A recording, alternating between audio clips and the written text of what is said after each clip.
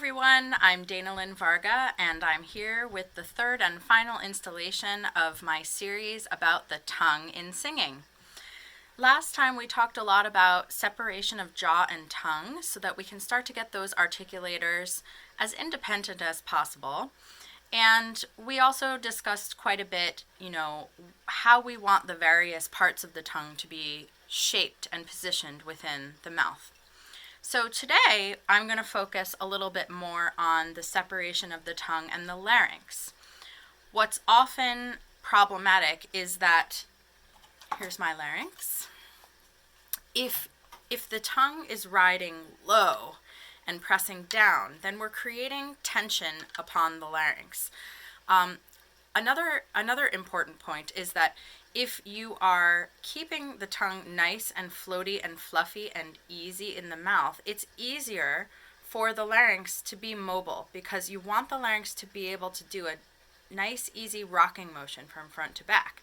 So we don't want to let the tongue and larynx live close to each other. We want to keep them as separated as possible. We don't want to force the larynx down. I love the word neutral when we're talking about both the tongue and the larynx. Right now, this is my tongue and larynx in their neutral position.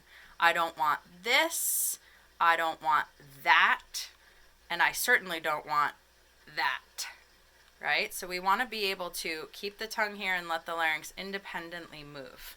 So, let me give you a front view of that. So here's your tongue if you're looking into your mouth, nice and high and free in the back, and then as you're singing, nice flexible larynx without pushing up and ascending or letting the tongue collapse onto it. So the first one that I want to give you is one of my favorite exercises. I've been using it for years. I call it a wobble exercise. And just on ah, we're going to do this pattern, and your goal is to try to keep the tongue in the same position, that nice floaty position we've been talking about all along, and notice how the larynx beneath is going to move. It's a very subtle movement, but you should feel that it's mobile and that it's not stuck or stiff, nor is it kind of pressing up against the tongue. So here's the exercise. Ah, try it a little higher. Ah. So when you look into my mouth, you can see that my tongue, imagine it's like a hot air balloon floating in the sky. You've got the tongue here, and then you've got the larynx here like the basket where the people sit, and the basket should be having a little bit of motion while the balloon itself doesn't change. So when you look in my mouth, you can see the stillness of my tongue.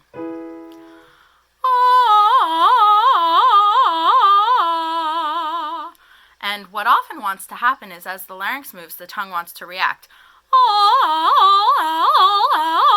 You get all kinds of funny vowels coming through. So your goal here is A, to keep the vowel the same, and B, to really allow the air to move through that phrase so that it stays super consistent. So still tongue, same vowel, consistent air.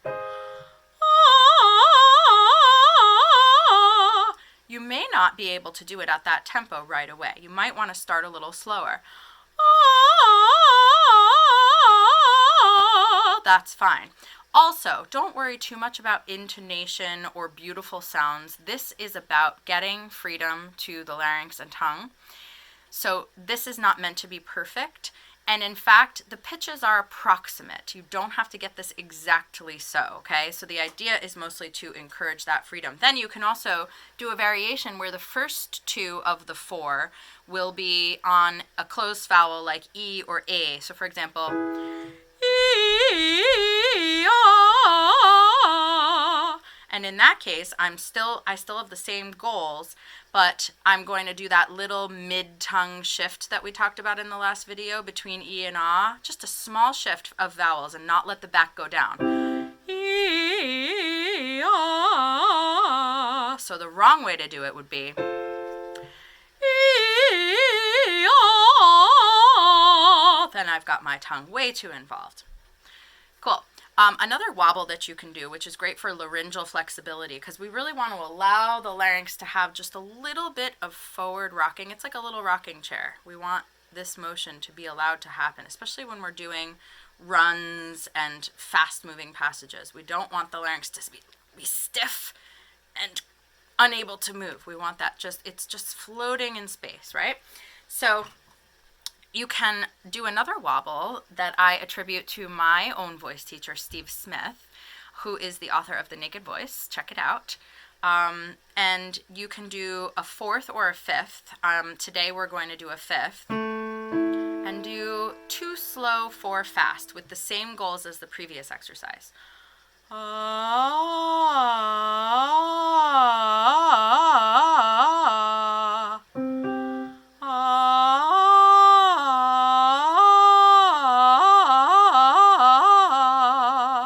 Notice on that one how I allowed my registers to shift naturally. I wasn't trying to keep it in one register or the other. You kind of want to let it all hang out here and just focus on tongue freedom. It's all about a floppy larynx and keeping the tongue in its position.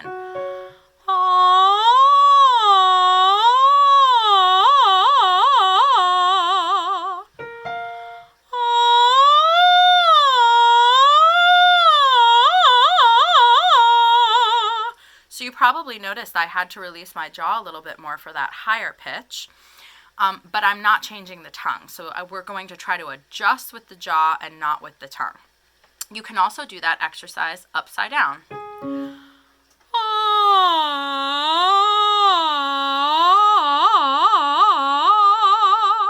And again, if the tongue and larynx are operating too close together, where one is pressing against the other, or the larynx is too high or the tongue is too low, you'll get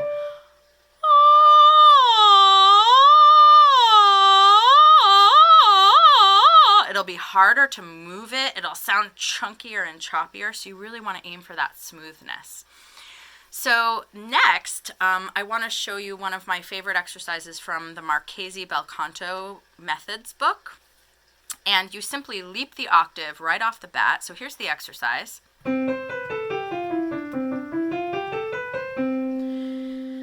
I'm going to start on ah. And again, my goal is floaty, flexible. So, ah,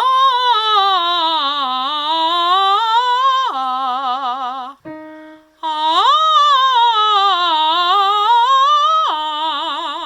And as you get used to the sensation of your tongue staying the same and your larynx being floppy and mobile, you can start to accelerate this. Ah, and the you want to, if you need more space, you can adjust slightly with the jaw. But you don't want to let the tongue go plummeting down.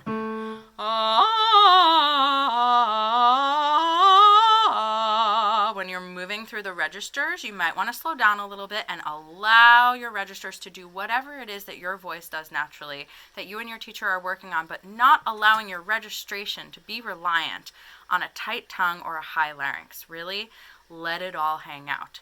So you can, again, you can do this on any vowel.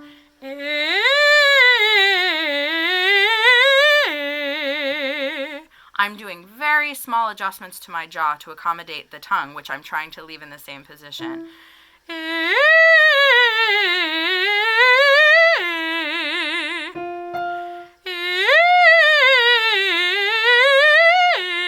Then when it gets higher, you may need to give yourself even more jaw opening.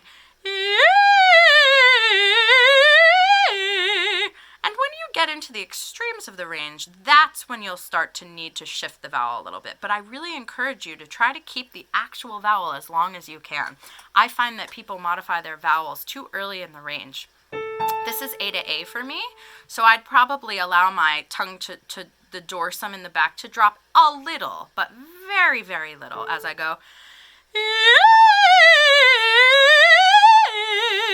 You can still see plenty of pink in my mouth. I am not going.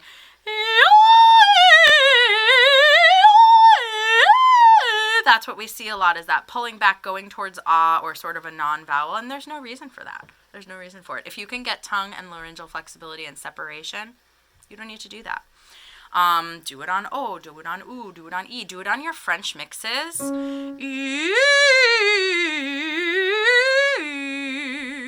It's a wonderful exercise. You can also do it in the inverse. So starting at the top and leaping down.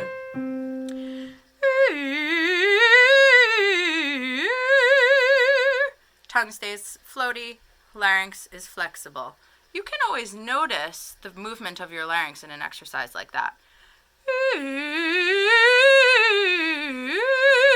You should feel little rocking motions as it recalibrates itself throughout the range. But what you don't want to feel is big motion in the tongue. All right, so the last exercise that I'd like to show you is an extended scale, and we're going to try it on a few different vowel patterns. And the first vowel pattern will be E, A, Ah. And again, to review from the second video, when I say E, A, Ah, I'm really only trying to allow the middle part of my tongue to move. E, A, Ah, okay? I'm not allowing the back to go plummeting down. So here's the exercise. E, A, Ah, E, A, so we want to avoid E, A, ah. You'll notice that then it gets louder and it becomes more pressed. But I can do it forte and still maintain my nice floaty tongue and flexible larynx. Because I've got my open space in the pharynx, I've got my tongue out of the way, I've got my flexible larynx, I can do any dynamic level I want, and I can stay true to the vowel. So here's mezzo forte.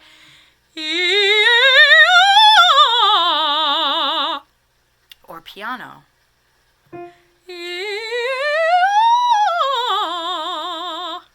So, then let's try A, A, O. All right, so now we're going to shift the mid-tongue, A, A, and then we're going to leave the tongue alone as we shift to O.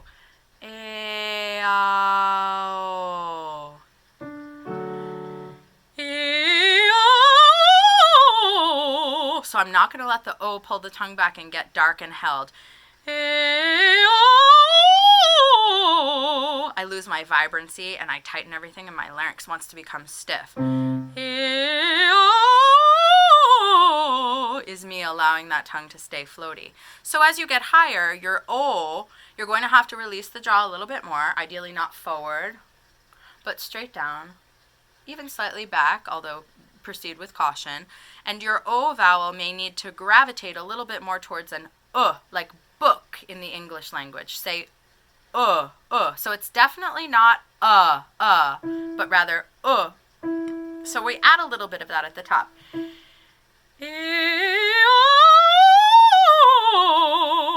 I just did it, but to you, it most likely still sounds like O, right?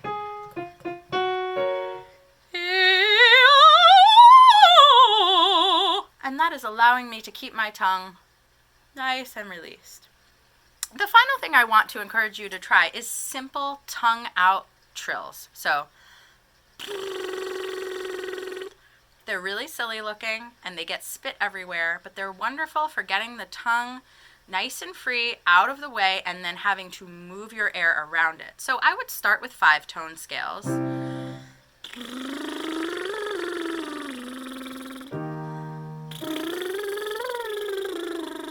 And you may notice that the tongue wants to pull in. You want to try to keep the same amount of tongue out for the duration. Then you can increase it to longer scales.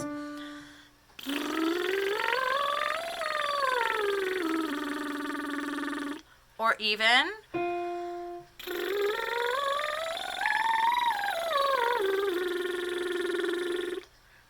but if you've done the things in videos 1 and 2 and the things we worked on today and thought about where your tongue is, how it's shaped, and how it functions, this exercise will be much easier than it would have been before you garnered that information. So today, to sum up, we really wanted to focus on tongue and larynx separation. We don't want them to live close together. We don't want them to be best friends. We want them to stay nicely separated. The tongue stays in its up but not lifted, just neutral position, and the larynx is able to do its rocking motion, and they move independently from each other. So then we're in good stead in that we have the jaw and tongue function separated and the larynx and tongue function separated. Now there's a whole other element to this, which is the palate, But I truly don't like to talk about palate function until the tongue is functioning much better, until the tongue is significantly freer. Then I think conversations about the palate are warranted. But focus on getting your tongue freer with the exercises in this series. And I hope that you find a new ease and freedom to your singing. Your breath should be flowing more easily. You should need less of it. You should feel like you're cheating. How could singing possibly feel this easy? If you can get a hold of the tongue, it's a bad choice of words. If you can get the tongue to release its hold and move the air around it, you are going to be in a much better place. Thank you so much for watching, and happy practicing.